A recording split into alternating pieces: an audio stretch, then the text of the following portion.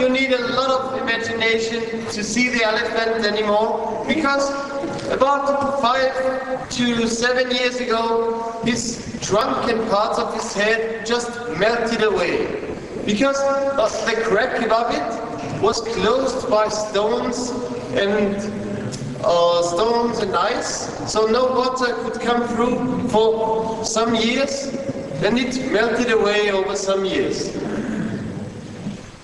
When we see again how fast the ice is changing, it melts away on some parts and grows on some other parts. On the back of the figure there is growing new ice stalagmite, so I hope we have in some years a new ice camel in here. So when we go on from here, in about 80 meters there will be a small tunnel. Maybe there is a wind that blows out the lamps. I would relight them on the other side, if this is the case.